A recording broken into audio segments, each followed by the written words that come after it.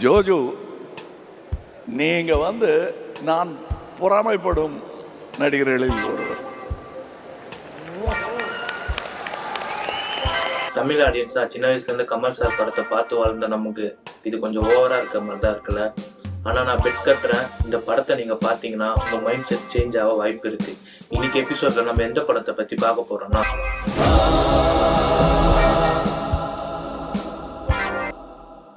Rohit MG Krishnan இயக்கத்துல Joju George ரெட்டை வேடத்துல நடித்து இந்த கெரியர் பெஸ்ட் பர்ஃபார்மன்ஸ் கொடுத்த படம் தான் ரெட்டா. ரெட்டா இந்த படத்தை பத்தி தான் பார்க்க போறோம். ரெட்டானா தமிழ்ல ரெட்டை அப்படின்ற மாதிரி எடுத்துக்கோங்க. ஒரு மனிதன் இரண்டு முகம், உள்ளே புதைந்து இருக்கும் பல உண்மைகள் கொண்ட ஒரு சைக்காலஜிக்கல் த்ரில்லர் மூவி தான் இந்த ரெட்டா. படம் ஸ்டார்டிங்ல ஒரு போலீஸ் ஸ்டேஷன்ல ஒரு மினிஸ்டர் வராங்கன்றதுக்காக ரெடி பண்ணிட்டு இருக்காங்க. அதே அந்த காம்பவுண்டுக்கு அந்த சைடு ஒரு 2 பசங்க கிரிக்கெட் ஆடிட்டு இருக்காங்க ஒரு நாயோட.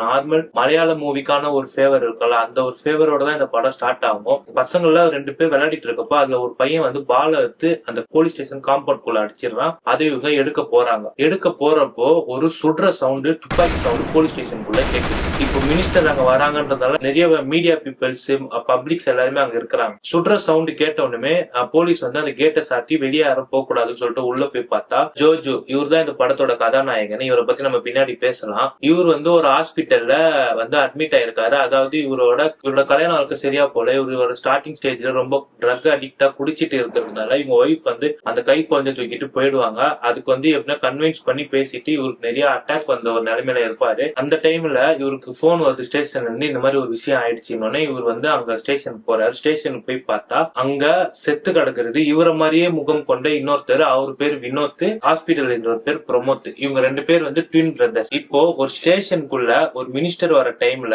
அதுவும் நிறைய பப்ளிக் இருக்கிறப்போ, மீடியா பீப்புள் இருக்கிறப்போ, இந்த வினோத்தை யார் சாவடிச்சா, இதுதான் இந்த படத்தோட கதையே. இந்த படத்துல 2 பேருமே போலீஸ்காரங்க தான். ஆனா இவங்க 2 பேருக்குள்ள இருக்கிற டிஃபரன்ஸ் என்னன்னா, வினோத்தோட வாழ்க்கையும் வினோத்தோட வாழ்க்கை நடைமுறையும் பிரமத்தோட ஒத்து போகாது. இவங்க சின்ன வயசுல நடந்த ஒரு கசப்பான சம்பவத்தினாலதான் இவங்க 2 பேரோட வாழ்க்கை ஒரே மாதிரி இருக்காது. வினோத் ஒரு எமோஷனலி புரோக்கன் ஆகி இந்த உலகத்துல அவனுக்கான ஒரு அங்கீகாரமோ ஒரு விஷயமோ அவனுக்காக நடக்காதுன்றத ரொம்ப நம்புற ஒரு கேரக்டர். அப்படியே நீங்க பிரமோத்தை பாத்தீங்கன்னா அப்படியே டோட்டலா ஆப்போசிட். ரொம்ப டிசிப்ளினானவன், ரொம்ப பொலைட்டானவன், யாரோட வம்புக்கும் போகாத ஒரு கேரக்டர். அதே மாதிரி வினோத்துக்கு அந்த போலீஸ் ஸ்டேஷன்ல இருக்கிற நிறைய போலீஸ் கூடயுமே பிரச்சனை இருக்கும். சோ இந்த போலீஸ் ஆபீசர்ஸ் இன்வெஸ்டிகேஷன் எப்படி ஸ்டார்ட் பண்றாங்கன்னா, இந்த ஸ்டேஷனுக்குள்ள இருக்க யாரோ ஒருத்தர் தான் சாவடிச்சிருக்காங்க. அதே டைம்ல அந்த ஸ்டேஷன்ல ஒரு கைதியும் ஒருத்தர் இருப்பார். அப்படின்றப்போ ஸ்டேஷன்ல இருக்க எல்லாருமே இன்வெஸ்டிகேஷன் பண்றாங்க. எல்லாரும் அவங்களோட பெர்ஸ்பெக்டிவ், அவங்களோட பாயிண்ட் ஆஃப் வியூ நாங்க எப்போ வினோத்தை கடைசியா பார்த்தோம், என்ன நடந்துன்னு சொல்றப்போ எல்லாமே கரெக்டா மேட்ச் ஆகும். வேற யாருமே சாவடிச்சுக்க வாய்ப்பே இல்லையே.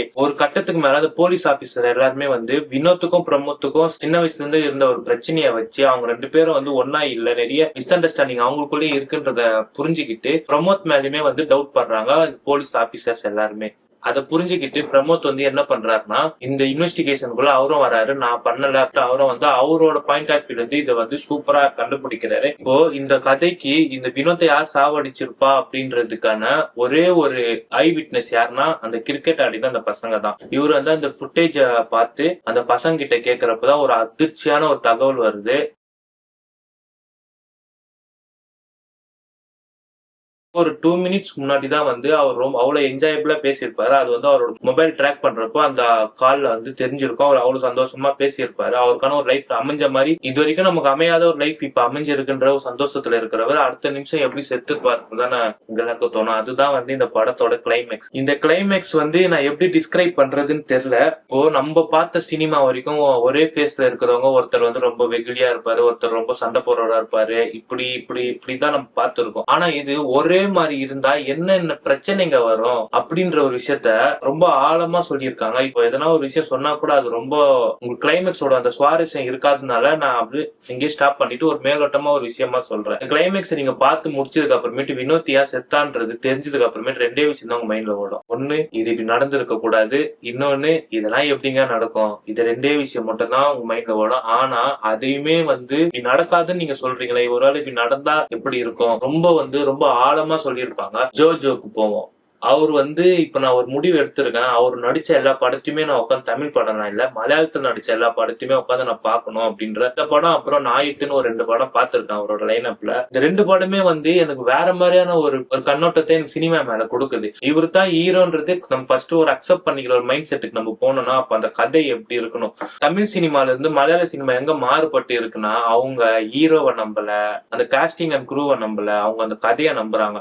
மாதிரி படம்லாம் வந்து கதையை ஒரு ப்ரொடியூசரா இருந்தோ ஒரு டைரக்டரா இருந்தோ அது எழுத்தாளரா இருந்தோ அவங்க அந்த கதையை நம்பலன்னா அது படமாவே வந்திருக்காது. நம்ம ரீசெண்ட் டேஸ்ல பார்த்த நம்ம தமிழ் சினிமால மகாராஜா படம் நமக்கு என்ன ஒரு தாக்கத்தை கொடுத்ததோ அதை விட டபுள் ட்ரிபிள் மடங்கு ரெட்டா படம் உங்களுக்கு ஒரு பெரிய தாக்கத்தை கொடுக்கும்ன்றது மட்டும் எனக்கு தெரியும். அதே மாதிரி இந்த படத்தை நிறைய பேர் பார்த்திருப்பீங்க. பார்த்து இருக்கிறவங்க எல்லாம் வந்து இந்த படத்துல எது உங்களுக்கு ரொம்ப பிடிச்ச சீனு, எது உங்களுக்கு ரொம்ப டிஸ்டர்பான சீனு, எது உங்களுக்கு ரொம்ப கன்வேயிங்கான ஒரு சீனா எது இருந்ததோ அதை நீங்க கமெண்ட் செக்ஷன்ல போடுங்க. பார்க்காதவங்க மறக்காம பாத்துடுங்க. இந்த வீடியோ பாக்குறவங்க யாருன்னா ரெட்டா படம் பார்த்திருந்தீங்கன்னா தயவு செஞ்சு கமெண்ட் செக்ஷன்ல கிளைமேக்ஸ சொல்லாதீங்க. பார்க்காதவங்க பார்த்து நம்ம எப்படி அதை ஃபீல் பண்ணுமோ அவங்க என்ன ஃபீல் பண்றாங்கன்றத பார்ப்போம். இந்த வீடியோ மூலியமா ரெட்டா படம் யார் பார்த்தாலுமே வந்து கமெண்ட் செக்ஷன்ல உங்களுக்கு எப்படி இருந்தது, அதோட கிளைமேக்ஸோட ஃபீல் எப்படி இருந்ததுன்றத மறக்காம கமெண்ட் செக்ஷன்ல போட்டுருங்க. அடுத்தது நாயிட்டுன்னு ஜோஜுவோட படத்தோட உங்களை வந்து சந்திக்கிறேன்.